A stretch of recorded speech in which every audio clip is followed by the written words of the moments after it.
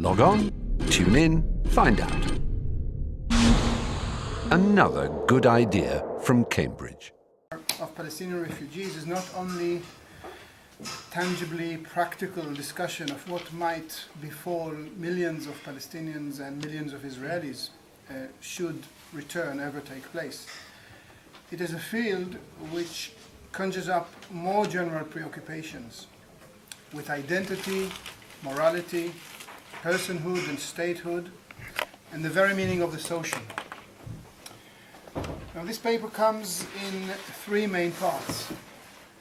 The first part is a culturally nuanced depiction of sensibilities towards return on both sides, on both the Israeli and the Palestinian side. And it also looks critically at some legal and moral philosophical work done on this issue in recent years. In the second part, I employ Christopher's notion of abjection to underwrite a more nuanced and hopefully more practical plan of action for Palestinian refugees. And the last and probably shortest section looks at the role of intellectuals and academics in debates of such existential issues. So let me begin then.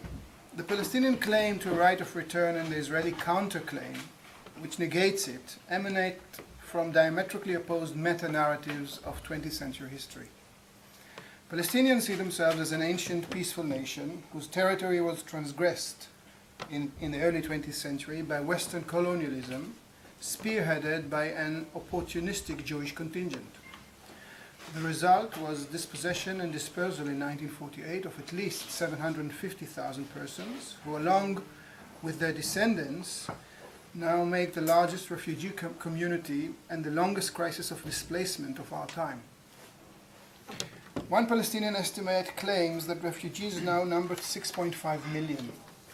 There are other, more modest estimates, but there is general agreement that some 1.3 million Palestinians, those living in refugee camps and separate urban neighborhoods in Lebanon, Syria, and in the occupied territories, experience most acute economic and social hardship. Like 3 million additional Palestinians living in slightly better material conditions, they too have no citizenship status and very few options of free movement, employment, and travel. The Palestinian narrative, buttressed by a conviction that most ordinary Palestinians had little or no control over the war that led to their demise, informs an intuitive, self-evident moral stance featuring four themes. 1. Return is the only genuine rectification of the gross injustices of 1948 and of suffering incurred in exile since. Those personally displaced in 1948 and their descendants make one homogeneous, indivisible community of entitlement. 3. Refugees should be offered a spectrum of possible options, including return to their original communities and property, restitution, compensation, genuine integration in their current environments abroad, and resettlement elsewhere. So an array of options. 4. Choice between these various options is the prerogative of Palestinians, both as a collective and as individuals. Now, few Palestinians actually believe that full return could ever happen. This notwithstanding, the moral resolve and political efficacy of this position remains compelling. The Palestinian call for comprehensive return is a unifying voice in a society otherwise characterized as fragmented. Refugees and non-refugees, peasants and urbanites, rich and poor, Christians and Muslims, those in favor of a two-state solution and those espousing a unitary state, secularists and Islamists see the call for return as a self-explanatory duty. It has become a valence, an ideological tenet at the heart of the canonic Palestinian view of what the nation is. Palestinian identity now hinges on belief in return. They are, as it were, a returning people. The idea of Palestinian return is, of course, highly emotive for Israelis too. Zionism is premised on a notion of Jewish diaspora in return, which is as powerful and even better institutionalized. Not surprisingly, Palestinian claims to be the returning people are viewed by the majority of Israelis through a thick veil of denial and unarticulated guilt. Most Israelis accept that when a Palestinian state eventually emerges alongside Israel, refugees will be returning there. The option that some might be allowed to return to their original locations within Israel, however, is unthinkable for an unshakable majority of Israelis. It disorients Israelis not only because of the potential demographic, geographic, and political consequences, but also due to the stressful load which it exerts on key symbols and scenarios of Israeli culture and identity.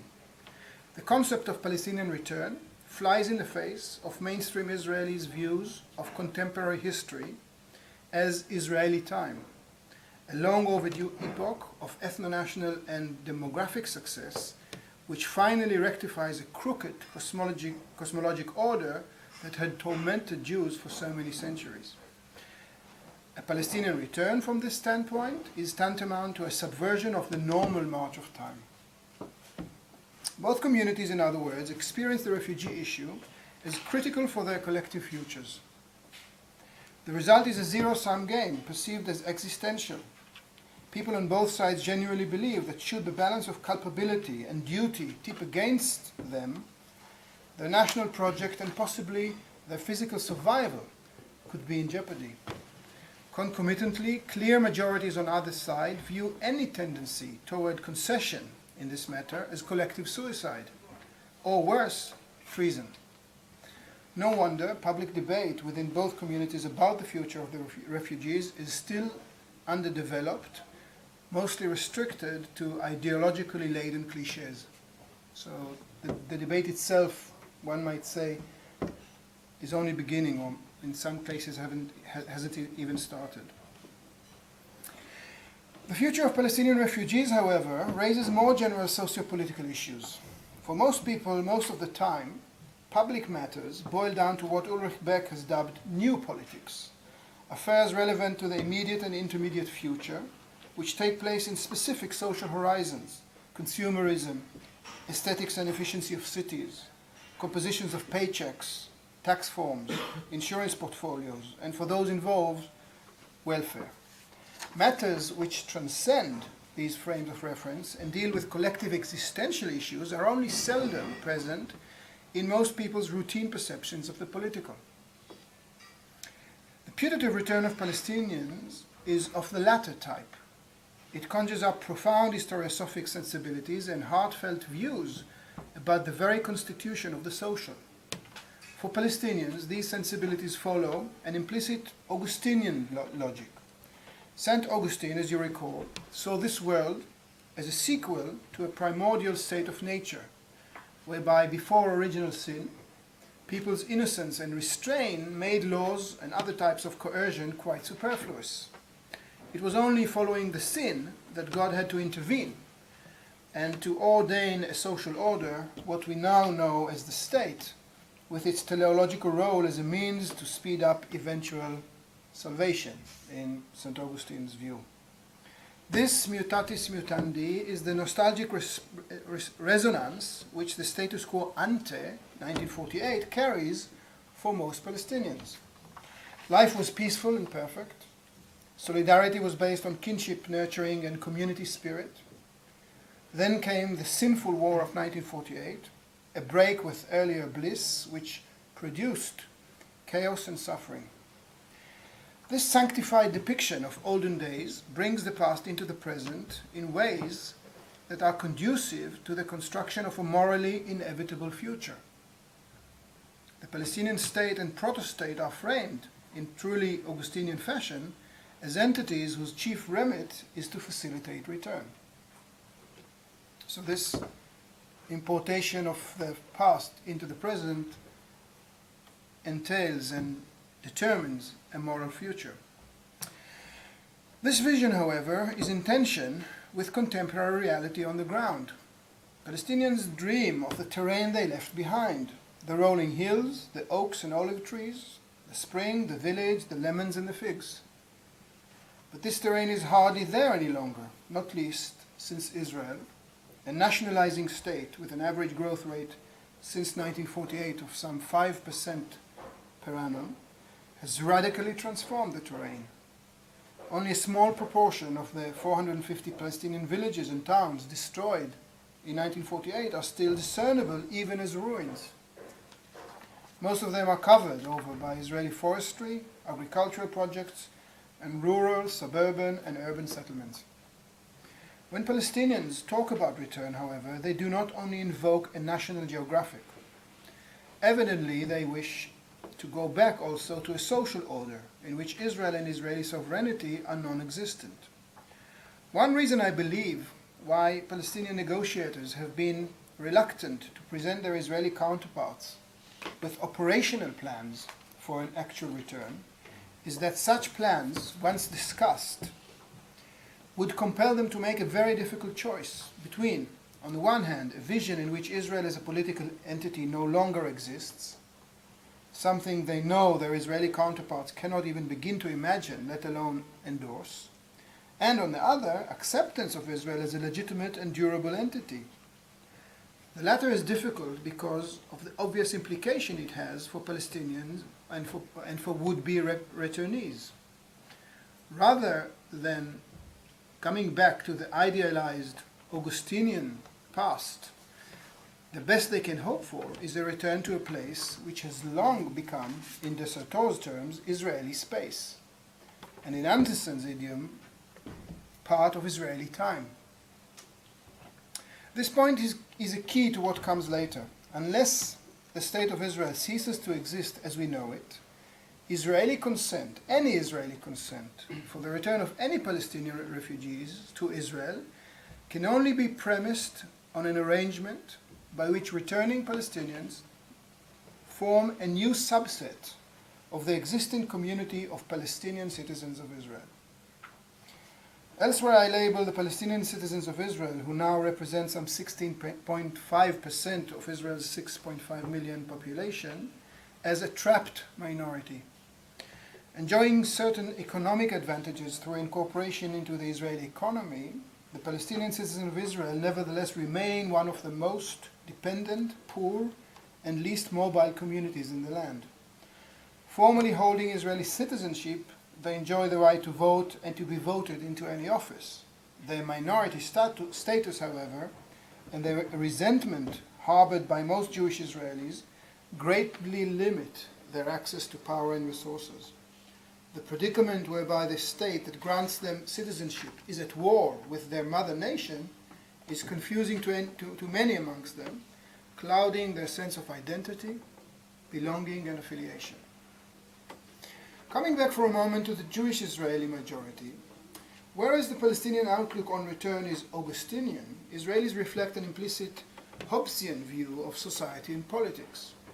The state of nature is depicted not as a pre-existing temporality, but as a disconcerting alternative to order as we know it. In Hobbes' case, of course, the monarchy he dearly wanted to restore in lieu of Cromwell's republic. In the absence of order, when all is up for grabs, even decent humans will resort to violence, lest others beat them to resources and subsistence. The quest for security does not beget security. It breeds perpetual anxiety, fear, and terror. And yes, I know this sounds familiar to many of you. This alternative state to the current is, by and large, what Israelis come up when contemplating Palestinian return. Not surprisingly, this sensibility has bred an indefinite state of emergency, best theorized by Agamben, and in the case of Israel, characterized by Jacqueline Rose as the gradual militarization of Zionism. The lull in any meaningful political process between Israel and the Palestinians since the summer of 2000 opened a window of opportunity for academics to think the refugee issues afresh and play with new ideas. And let me very briefly acquaint you with at least two trajectories in these studies. Lawyers writing in support of the Palestinian assertion of a right to return, and I have a list of them here, as well as those clearly against such assertion from the Israeli side, tend to structure their inquiry as exercises in law-finding, invoking instances from international practices, UN declarations and resolutions, international treaties, norms and rulings. They seek the ultimate trump card, a decisive piece of legal language that would objectively define the international law perspective on the matter. It is a problematic quest. The fluid definition of the field of international law, what actually constitutes it, what it actually consists of, and the hierarchy between its various components, means that agreement on logical rules of deduction and applicability is hard to come by. The field is further complicated by the rather non-reflexive nature of much legal discourse, where writers do not readily disclose the political logic and moral assumptions that guide them. The result is often legal experts on either side talking past each other. So not much joy from recent legal attempts to resolve the refugees issue. Moral philosophical debate has been somewhat different. The compelling intuitive morality that guides the Palestinian position on redress poses a challenge for moral philosophers who see at least some merit in the view that Zionism is legitimate and moral, at least in as much as it saved Jewish lives before, during, and after World War II, for example. Obviously, the more legitimacy one finds in Zionism, the less self-evident the Palestinian view of the morality of return becomes. One researcher, Chaim Gans, has recently articulated the following line of logic. If one accepts cultural nationalism in principle and endorses the legitimacy of Zionism as the expression of the national aspiration of the Jews, in other words, it is a legitimate form of cultural nationalism, the Jewish cultural nationalism, but then restricts the legitimacy of this ethno-national project to, for example, Israel's 1948 borders, the operation and conclusion is that the place for most Palestinian returnees is in the future Palestinian state outside of Israel's borders of 1948. Conversely, a different view of Israel's moral right to perform the way it did in this armed conflict or the other would of course yield divergent sensibilities about which territories should be made available for Palestinian return. Such moral positioning of territory brings another theoretical sensibility into relief, Jeremy Waldron's supersession thesis. This, in a nutshell, is a forward-looking, essentially Lockean view, which maintains that an immoral act can, in some circumstances, be superseded by processes and events that make redressing it practically and hence morally untenable. So something bad happens, but developments later make rectifying the bad things even worse. That's, in a nutshell, the supersession theory. The passage of time, the replacement of the original refugees with the generations of their offsprings, the extent that lost property has lingering material and cultural role in the lives of those who had been dispossessed of it, the manner in which the dispossessed made their grievance known, changed circumstances due to new construction and development, and of course the general balance between restituting returning refugees and displacing current inhabitants. All of these become pertinent guidelines for political decisions, according to the supersession thesis. Let me move to say a few words on closure. Is it realistic in the case of Palestinian refugees to look and attempt closure? Should it remain the primary goal and only benchmark? Susan Slimovitz's recent study of the recent willingness on the part of the Moroccan government to extend indemnities to political activists incarcerated, tortured, and humiliated since the 1950s suggests that victims, the state and the public, prefer spiritual rather than material progress. Acknowledgement on the part of the state of its responsibility for wrongful suffering, coupled with apology and clemency to those ones stigmatized as public enemies, take center stage. Restitution, compensation, and indemnities come a distant second in the Moroccan case. When financial and other material arrangements do enter the negotiations, Leverhulme observes, victims tend to be less insistent on closure than might have been assumed. Rather than drive a hard, conclusive bargain, they seek more options, more maneuverability between them, and more time for consideration and procrastination. This flexibility must not be regarded as a secondary aspect of the deal. Rather, it forms an essential component of a procedure that is primarily a mental, emotional, and spiritual one. Of course, Moroccan dissidents, who on the whole retain their residency, citizenship rights, familial ties, and community webs intact, are not homologous to stateless, exiled Palestinian refugees living in squalor in Lebanon, Syria, or even Gaza or the West Bank. And yet, the notion that a material settlement is symbolic of a deeper and often more important spiritual process is relevant. Yoav Peled, using the notion of transitional justice, suggests that meaningful symbolic injustices are as important as more tangible redress. This encourages him to come up with a plan for Palestinian refugees which emphasizes recognition on the part of Israel of the Palestinian right to return rather than full implementation of this right. So a declaration that the right exists, an acknowledgement for Peled, is more important than actually allowing people to implement it because, amongst other things, the supersession theory. It is a logic which in certain circumstances could sketch a workable, semi-painless solution. The powerful magnanimously recognize their responsibility for past injustices, publicly acknowledge their moral duty to have them rectified, and dedicate financial resources, of which they have in abundance, towards this end. The dispossessed, for their part, accept the symbolic gestures and remuneration, shelving their demand for restitution and return. Life goes on largely uninterrupted. For Palestinian refugees, however, I'd like to argue, measures which carry emotional and spiritual import alone are not likely to suffice.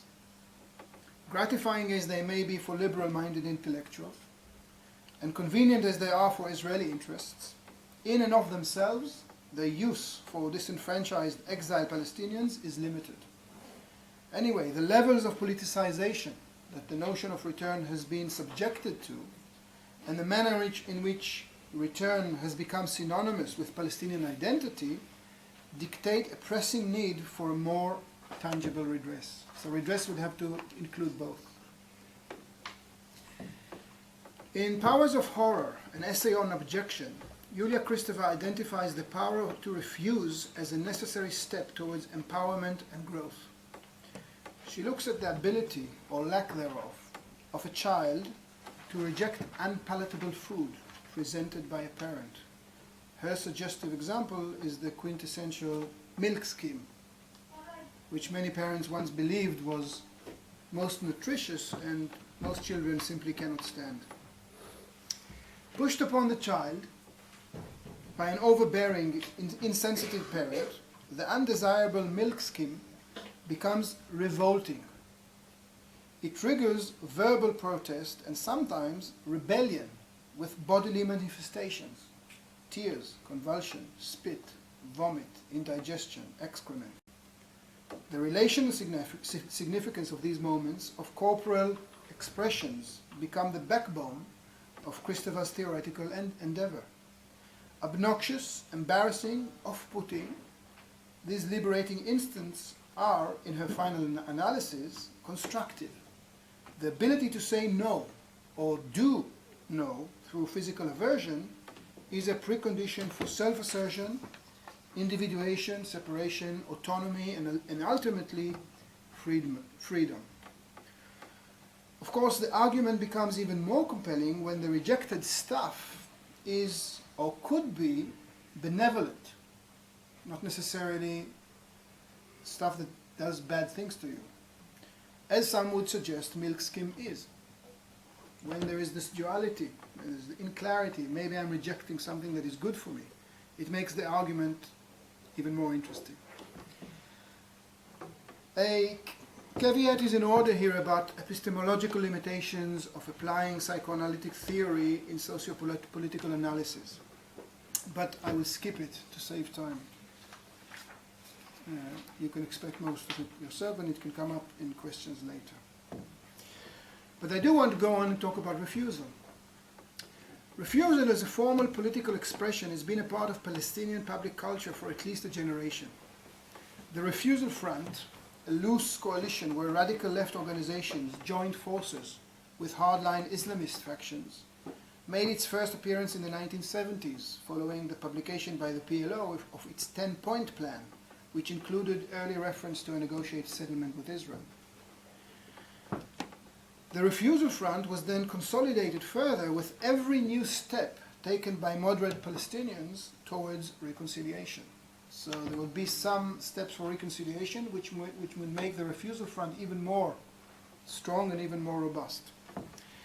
Significantly, consolidation of Palestinian refusal invariably came in response to reconciliatory steps made by Palestinian moderates, not as reactions to Israeli offers. I stress it here because if Christopher's theory of the abject can be used constructively here, it will have to be jump-started by an early and benevolent offer from which Israel, not other Palestinians, must make.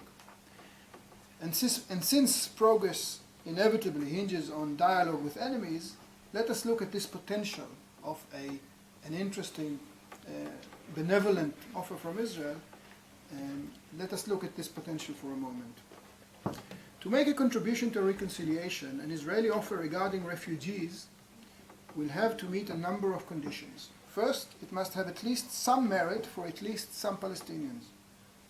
Like Christopher's nutritious scheme, it must have elements which Palestinians can identify as, while not perfect, at least potentially beneficial. Refusing them, in other words, must carry a price tag and trigger a dilemma, however brief one. Second, an Israeli offer in connection with the refugees should include a number of options from which the refugees can choose. Third, the structure should allow the Palestinians a substantial period, years, in which individual choices can be made. Fourth, the Palestinians should be able to leapfrog between options as they go along. Choose something now and then leapfrog to another choice later on in the process. The more attractive these options are, and the wider their spectrum, the easier, politically, morally, emotionally, it will be for refugees to do what I believe most of them have been yearning to do for decades. Say thanks, but no thanks, and liberate themselves through what I call constructive refusal. It is constructive because choice denotes autonomy and the power to control meaning and history, thus regaining dignity. Let me put it in more operational terms. A future comprehensive final settlement between Israel and Palestine, a two-state solution, is likely to include a number of elements in relation to the refugees, which by and large have been negotiated and mostly agreed between Israeli and Palestinian negotiators over the last decade. These include, one, symbolic recognition on the part of Israel of its primary responsibility for the emergence of the Palestinian problem in the first place, the refugee problem in the first place. Two, Israeli acceptance of the principle of the right of Palestinian refugees to return, the principle of the right of Palestinian refugees to return. Three, consent to unlimited return of refugees to the Palestinian state, not to Israel, but to Palestinians alongside it. Four, a generous scheme of remunerations and compensation for Palestinian property and suffering incurred in 1948 and since, with a substantial contribution from Israel. 5, generous immigration quotas for Palestinian refugees to various countries in Europe, the Americas, and in the Arab world. And 6, substantial contributions from the international community to Lebanon, Syria, Jordan, and of course Palestine to underwrite plans for the integration of Palestinian refugees as equal citizens. Some Palestinians, as indicated, have already agreed in principle to such a spectrum of solutions. Others would perhaps go along on a collective level but refuse to take any of it as individuals in a defiant act of empowerment and pride. Some refugees, though not very many, I remind you, have a better life now than what might await them with return. So this is an option that is conceivable. Some of them would say, we don't want it on an individual level. There are those, however, who already claim that in the absence of full return of every refugee to his or her ancestral home, including inside Israel, money substitutes are a degrading and unacceptable form of bribery, a sell-off of the national honor, and that an agreement which pushes finance as a substitute to actual return must be rejected outright, on principle, politically. This stand is a vocal and politically potent one, and one which we must not ignore. Which brings us back to actual return to Israel, its feasibility and implications. In 2001, Israeli negotiators were apparently authorized to agree to the return into Israel of a limited number of Palestinian refugees. The number was rumored to be between 50 and 100,000 refugees. Of course, even if this number was pushed slightly higher, it will not transform the lives of those 1.3 million Palestinian refugees living in squalor and hardship in Lebanon, Syria, Jordan, and the West Bank, let alone millions of others. But let us assume that this offer, or an offer along these lines, even a slightly higher quota, does come out from Israel. The Palestinians will then have to prioritize and determine which individuals get the option of inclusion in the quota. Who gets the option to go, since the quota is much smaller than their total number. This, I argue, is best characterized as a right of first refusal, and should be theorized as an opportunity for flagged objection. More on this in a moment. Whichever process and criteria the Palestinians adopt, there are a number of steps Israel could make to render this initiative more effective. One would be to decouple citizenship from residence. Decouple citizenship from residence. A refugee given an option to return to Israel who is unable or unwilling to do so will be able to claim her Israeli citizenship, passport, social security payments, and every other benefit she is entitled to without having to go to, let alone settle in Israel. Liaison with Israeli state institutions could be done at consulate-like bureaus established near communities of Palestinian refugees abroad. Decoupling citizenship from residence, while not straightforward, is by no means impossible. While most theories of citizenship stress some degree of residence as a prerequisite for citizenship, some states acknowledge non-residence as a legitimate subcategory of affiliates. Ayse Çağlar's work on Turkish citizenship light, extended to German citizens of Turkish origin, is a recent example. Israel itself extends entitlement to citizenship to Jews abroad who have never set foot in it, but who could materialize it by simply showing up. There are European states who have old age pensions, social security remittances, and entitlements to health and education extended to citizens abroad. There are voting arrangements for expatriates, and so on. Now, refugees who take decoupled citizenship without going to Israel will be able to keep this status for a substantial but ultimately finite period, perhaps a decade. So you could be, for a decade, you could be an Israeli citizen and get all the benefits without actually going there. Failing to relocate to Israel by the end of this period will cause this type of citizenship to expire, but the vacancy will be transferred to another Palestinian individual who will in turn have a similar choice between residential and decoupled citizenship. The likely outcome whereby some of the refugees who will be offered the option to return to Israel, perhaps many of them, will refuse all contact with Israel, must not be taken as a sign of failure of this plan. Quite the contrary. It is precisely here that Christopher's abject theory assumes a social resonance, transcending the individualistic context of which it was initially conceived. A Palestinian individual offered an option to return who declines Israel is at once a private person exercising individual discretion and a political agent operating, as it were, in full view of the audience. Objection will have a redeeming impact for him or her as individual, as well as symbolic significance for other Palestinians. The more esteemed and venerated the individual who thus shuns return, the more emancipating this choice becomes for others, including others who were never offered this option.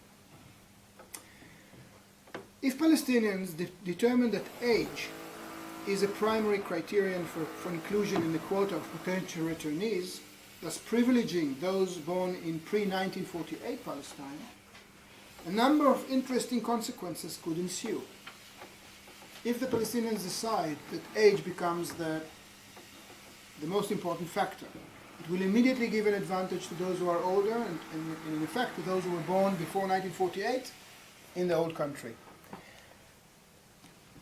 So what are these interesting consequences? One, singling out individuals whose lives were most directly disrupted in 1948 has important symbolic resonance.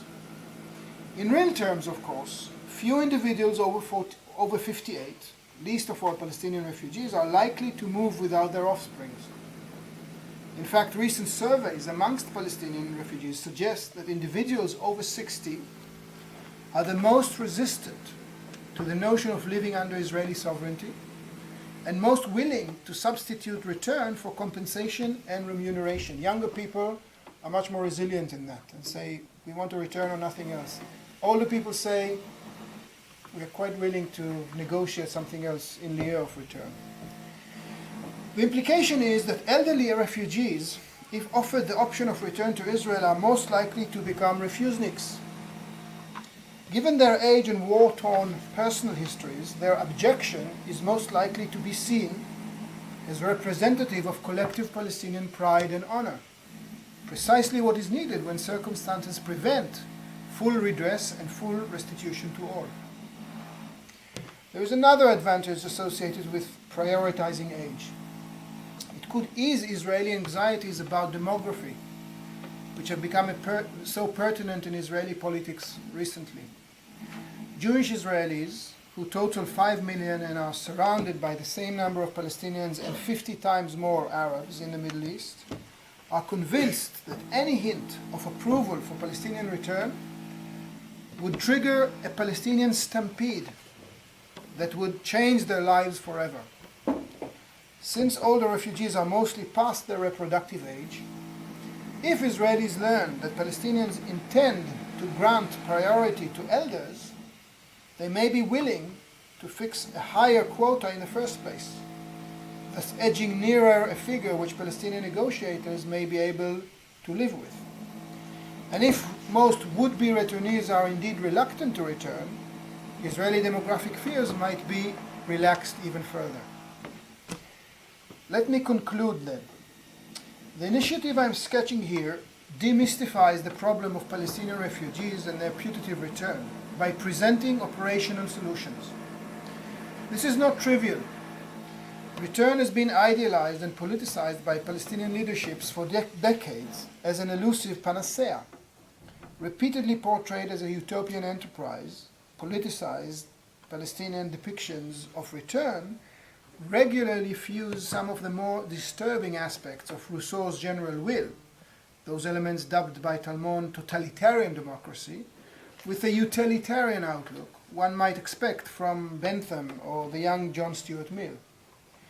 This false collapse depicted a definitive return as at once the pinnacle of cooperative national redemption and the ultimate salvation of every Palestinian individual.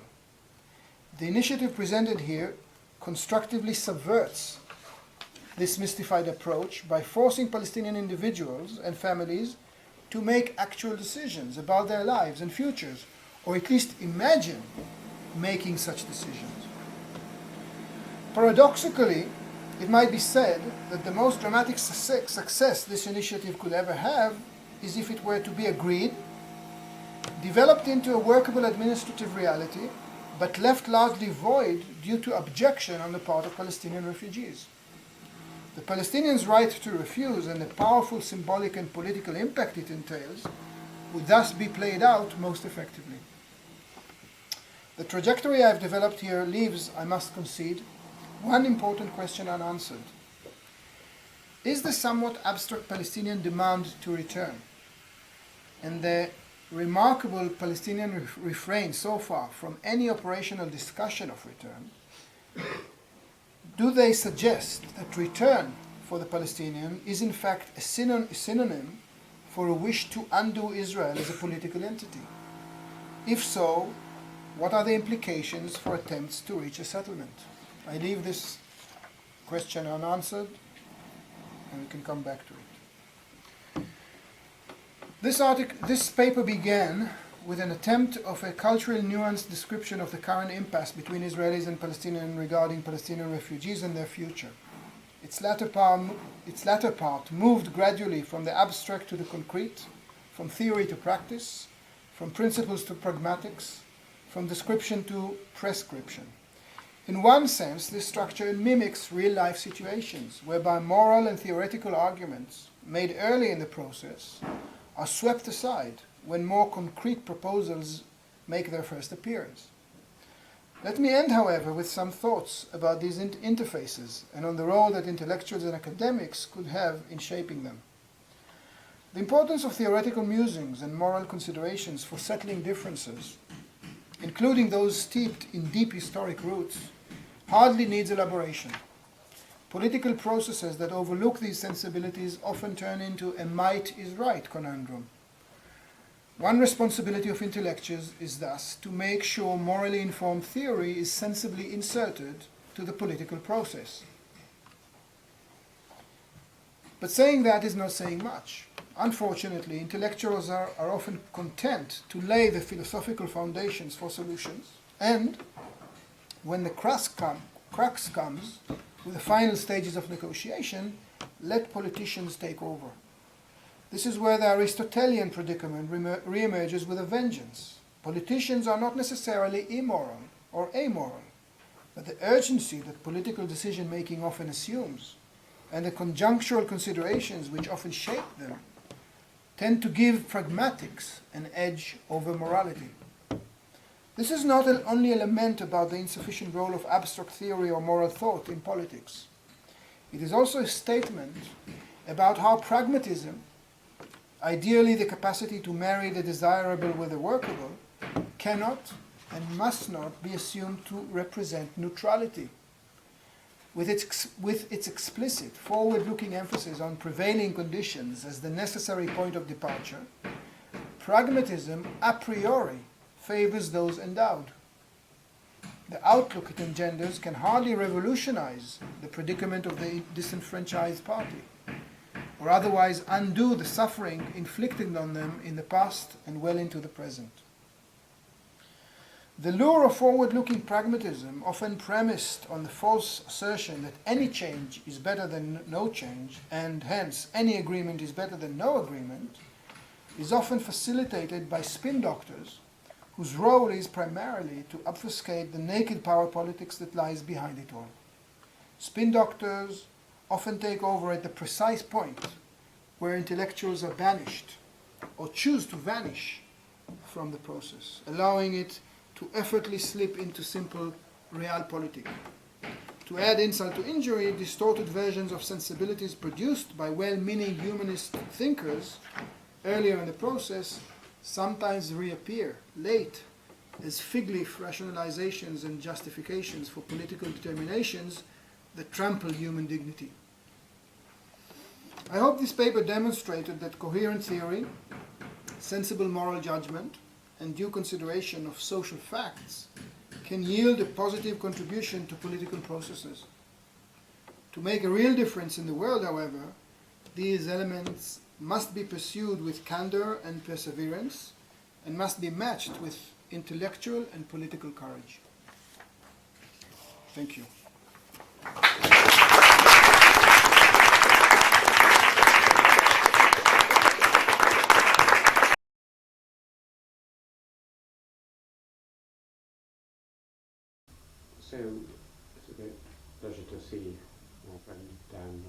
again after some years and to have had an excellent talk. Of course, you can't hear my voice. Anyway, I'll cut it all out. But Dan, there were two questions really I wanted to ask you. One was about your family background and your relation to Zionism and your feelings about Zionism, and how you came to be where you are now in the academic and social world. So you're great back a few generations. Well, I would say that on both my parents' side, both my mother and my father, I come from very, very Zionist background. My mother was born in Kiev in the Ukraine to a Polish family who sort of moved backwards and forwards between Kiev, Bialystok, Pinsk, and when she was a little girl, maybe 3 or 4 years old, around 1920 or 25, her father, my grandfather, suddenly decided that he became a Zionist. And we're still trying to work out how this happened. But apparently there was a brilliant Zionist narrator who was doing the Polish shtetl tour, came to where they were, and he was convinced. And the next thing the little family knew, that my mother and her elder sister and their mother, was that they were on their way to Palestine. And in 1925 they landed in Haifa. My mother was 7 then, and so and of course the significant thing is that the rest of the family who stayed behind, my grandfather's siblings and my grandmother's siblings, all died, all were murdered by the Nazis. So in a way I owe my life, my existence, to this type of Zionism. My father was born in South Africa in 1912, and was to a family who had arrived from Lithuania in the 1880s, middle class family in Jewish Johannesburg. And during his time at university in Witwatersrand, where he took law with Max Gluckman, he decided that he became a Zionist. So in 1935 he joined the South African delegation to the first Maccabi Games, which is more or less equivalent to the Jewish Olympic Games in Palestine, and stayed. And 2 or 3 years later he met my mother.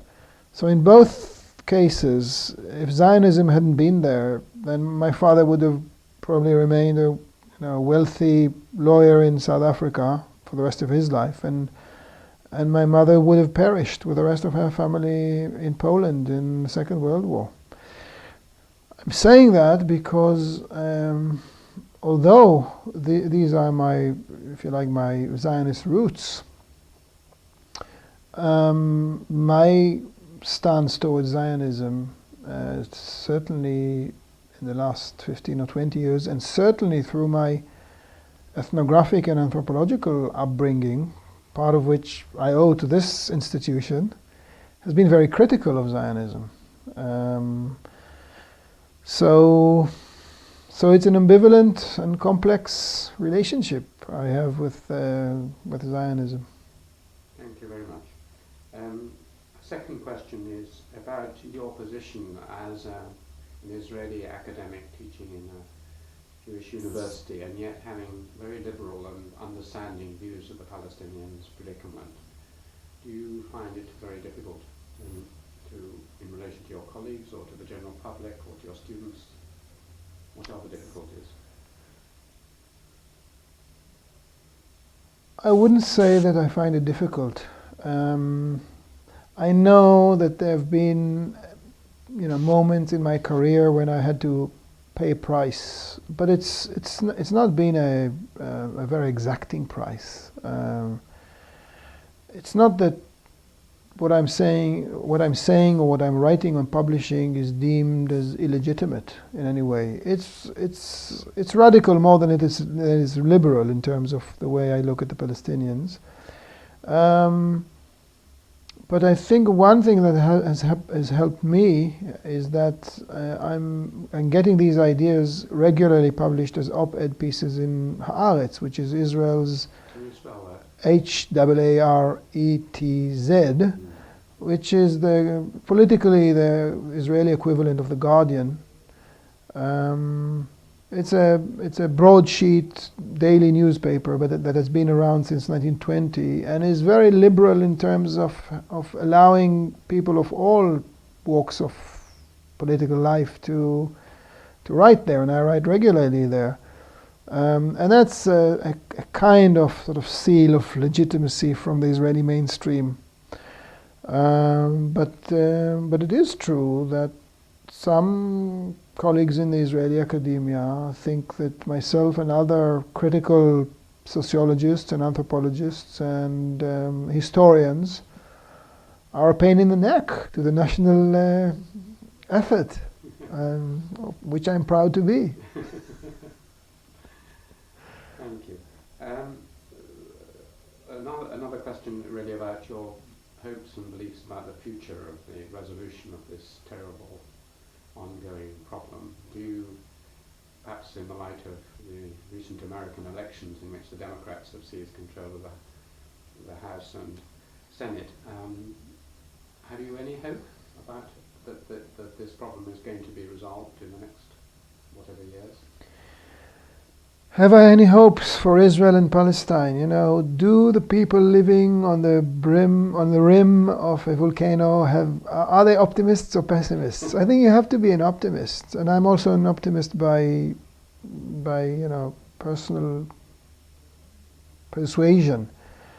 The last few decades have been worse than our worst nightmares. But I think if I do have any hope, it does come from doing ethnography amongst Palestinians and Arabs generally. And I mean, this has been an avenue for me throughout my adult life to realize how malleable and positive humans can be. I'm not naive enough to project the good experiences that I've had as an ethnographer with Palestinians to politics at large. And that's not the point I'm trying to make. But I am trying to make a point about human life and humanity being there all the time is a very, very powerful beacon. And for me, you know, as someone who's dedicated his professional life to study otherness when the other is Palestinian, it gives you a tremendous amount of courage to believe that, you know, beyond this abyss could be something that is open, that is accepting of each other, that is hopeful. And I think that Israelis and Palestinians, Jews and Arabs, can live together. I know it from experience on a micro scale, and that what gives me courage. Otherwise, you know, when reality in Israel and Palestine, especially for somebody who is interested in the Palestinian citizens of Israel, it can be very depressing. But I refuse to succumb. Very good. Well, a couple of other questions, or small questions. One is, you're sitting grasping Evans Pritchard's cushion there, which, so I was wondering, leads to the question of who, among anthropologists, work you've read, or anything, has most influenced you, do you think, in your career? Well, I think to begin with, meeting Max Gluckman, who used to come regularly to my parents' home in Haifa, and then sort of rediscovering him as a prolific and published anthropologist has been one type of influence on my life. Levi-Strauss has always been a sense of inspiration in terms of the general width of thought and intellectual, penetrating intellectual abilities. Jack Goody, who, like yourself, mentored me when I was doing my MPhil here, was, I think, a real example in which a person, not only as a intellectual writer, has made an imprint on myself. As did Ernest Gellner, who was my supervisor for my PhD and was extremely forgiving and tolerant for political ideas that took me a while to understand were not at all his cup of tea. And I think this is something that maybe not as an anthropologist, but as an intellectual, I've learned from him without this ever being stated. I mean, this was a story that was instructive because it was never explicit. The way he supervised and the way he was, he allowed people to be themselves without ever needing to actually direct them in any particular direction. I like to think that with some of the supervisions that I do, I employ the same direction. And of course, Evans Pritchard, lethal logic, on witchcraft and on probability and on rationality. His newer stuff is something that I keep, going back to. I admit that another aspect of my professional life has been highly influenced by the critical view of anthropology coming from America in the last 20 years. Clifford, Marcus, Michael Fisher, these are powerful influences on a more reflexive tendency that I have in my anthropology, which is also why my books are often referring to my own experiences and my own biography. I've learned to accept my biography as a legitimate part of my ethnographic inquiry.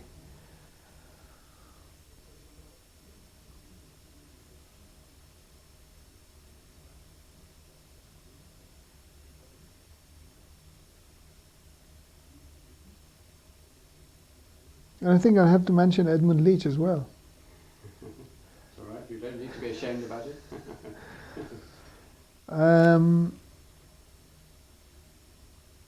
I think he did a marvelous thing in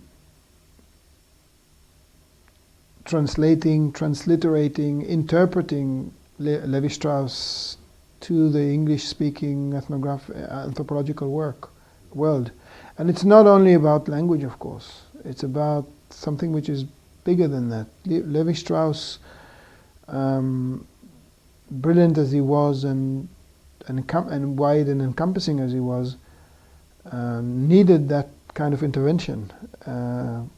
Sometimes in the 60s and 70s to become what he eventually became for non-French speaking anthropologists. And I think that this was brilliantly done and done in a very timely fashion by Edmund Leach. Is there just any other single thing that you want to put on record? I mean, I hope we'll be able to do this again in 20 years and you'll have other things to say about your whole life's work, but is there anything I should have asked you that you'd like to say?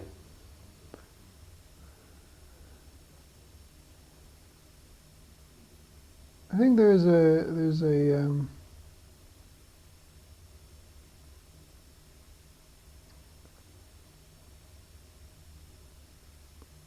the special quality and resonance to the visual project that you, Alan, have been part of and have been leading here since I remember this department in 1982. I think I'm comforted by it more than anything else. Comforted because I cannot think of a better medium to capture anthropology and capture anthropological insight, even if it's only by interviewing people, than the visual medium. And I think that the tireless efficiency with which you've done it is something that is it's encouraging for me to think that this visual project has been here, is here, will probably go on here. And in my case, it also had an influence on some of the intellectual interests that I've developed as an academic after my years in Cambridge, especially after my PhD in the 90s. So basically, I'd like to thank this Alan Macfarlane Visual Anthropology record documentary project. Well, that's with 40 seconds to go, and I ought to say that I didn't ask Dan to say that, but thank you very much indeed, Dan.